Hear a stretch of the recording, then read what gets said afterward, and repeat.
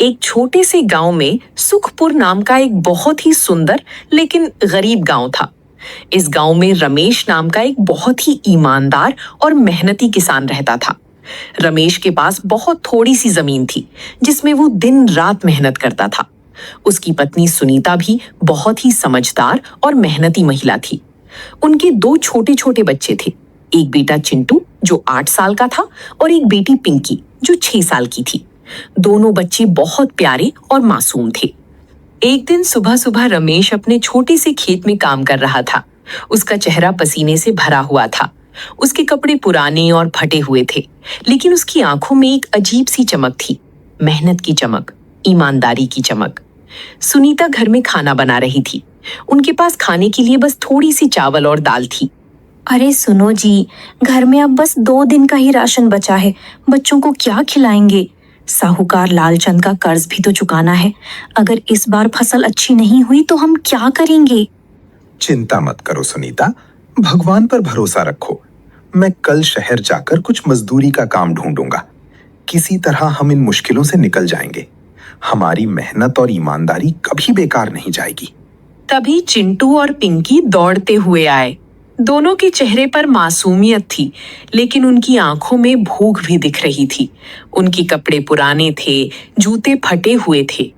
माँ, मुझे बहुत जोर से भूख लगी है। आज स्कूल में सब बच्चे टिफिन लाए थे, लेकिन मेरे पास कुछ नहीं था। सब मुझे देखकर हंस रहे थे। माँ, मुझे भी बहुत भूख लगी है। मेरी सहेली के पास तो इतने सारे खिलौने हैं, लेकिन मेरे पास एक भी खिलौना नहीं है। सुनीता की आंखों में आंसू आ गए। एक माँ के लिए अपने बच्चों को भूखा देखने से ज्यादा दर्दनाक कुछ नहीं होता। उसने अपने आंसू पोंछे और बच्चों को गले से लगा लिया। बेटा, बस थोड़ी दिन और। तुम्हारे पापा बहुत मेहनत कर रहे हैं, जल्द ही सब ठीक हो जाएगा। अभी मैं तुम्हारे लिए खाना लगाती हूँ। शाम को जब रमेश घर आया तो वो बहुत थका हुआ और दुखी लग रहा था।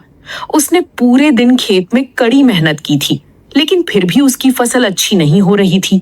साहूकार लालचंद का कर्ज भी सिर पर था।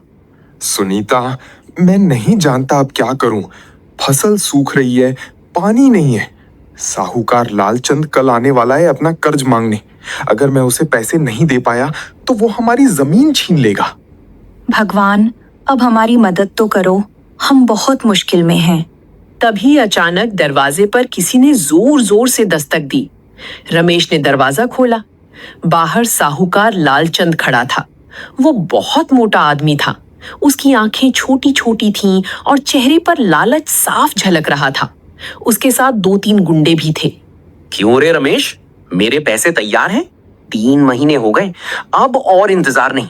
या तो कल सुबह तक 10,000 रुपए दे, नहीं तो तेरी ये जमीन मेरी हो जाएगी। साहूकार जी, मुझे बस 1 महीने का समय और दे दीजिए। मेरी फसल तैयार हो जाएगी, फिर मैं आपके सारे पैसे ब्याज समेत दे दूंगा। मेरे बच्चे भूखे हैं, कृपया मुझ पर दया कीजिए। दया? मुझे तेरी गरीबी से क्या लेना देना। कल सुबह तक पैसे चाहिए, नहीं तो ये जमीन मेरी। इतना कहकर साहूकार चला गया। रमेश और सुनीता दोनों बहुत दुखी हो गए। बच्चे भी रोने लगे। उस रात किसी को नींद नहीं आई। अगली सुबह रमेश बहुत सुबह उठा। उसने सोचा कि शायद जंगल में कुछ लकड़ियां काट कर बेच सके और थोड़े पैसे जुटा सके। वो अपनी कुल्हाड़ी लेकर जंगल की तरफ चल पड़ा। जंगल घना और रहस्यमयी था। रमेश जैसे जैसे आगे बढ़ता गया, जंगल और घना होता गया। अचानक रमेश को एक अजीब सी आवाज सुनाई दी। वो आवाज किसी की कराह जैसी थी। रमेश उस आवाज की तरफ बढ़ा। एक बड़ी से पेड़ के नीचे उसे एक मुर्गी दिखाई दी, लेकिन वो कोई साधारण मुर्गी नहीं थी। उसके पंख सोने जैसे चमक रहे थे। वो एक जाल में फंसी हुई थी और बुरी तरह से फड़फड़ा रही थी। अरे, ये कैसी मुर्गी है? इसके पंख तो सोने जैसे चमक रहे हैं, लेकिन यह बेचारी जाल में फंस गई है। मुझे इसे बचाना चाहिए। रमेश ने जल्दी से अपनी कुल्हाड़ी से जाल काटा और मुर्गी को आजाद कर दिया। मुर्गी बाहर आई और अपने पंख फड़फड़ाने लगी। तभी अचानक एक चमकदार रोशनी फैल गई। रमेश को अपनी आंखें बंद करनी पड़ी। जब रमेश ने आंखें खोली तो देखा कि मुर्गी उसके सामने खड़ी थी और उसकी आंखों से एक अजीब सी रोशनी निकल रही थी। मुर्गी इंसानों की भाषा में बोलने लगी।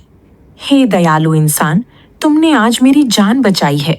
मैं कोई साधारण मुर्गी नहीं हूँ, मैं एक जादुई मुर्गी हूँ। सालों पहले एक बुरे जादूगर ने मुझे श्राप दिया था कि जब तक कोई सच्ची दिल वाला इंसान मुझे नहीं बचाएगा तब तक मैं इस रूप में रहूंगी। हाँ, और अब तुमने मुझे बचाया है तो मैं तुम्हें एक वरदान देना चाहती हूँ। आज से मैं हर रोज तुम्हारे लिए एक सोने का अंडा दूंगी, लेकिन याद रखना, लालच कभी मत करना। जिस दिन तुमने लालच किया उस दिन मेरी ये शक्ति खत्म हो जाएगी। रमेश को अपनी आंखों पर विश्वास नहीं हो रहा था। उसने झट से मुर्गी को अपनी बाहों में उठा लिया और खुशी खुशी घर की तरफ भागा। जब रमेश घर पहुंचा और सुनीता को सब बताया तो पहले तो उसे विश्वास नहीं हुआ, लेकिन जब मुर्गी ने बोलना शुरू किया तो सब हैरान रह गए। हे भगवान, ये तो सच में जादुई मुर्गी है।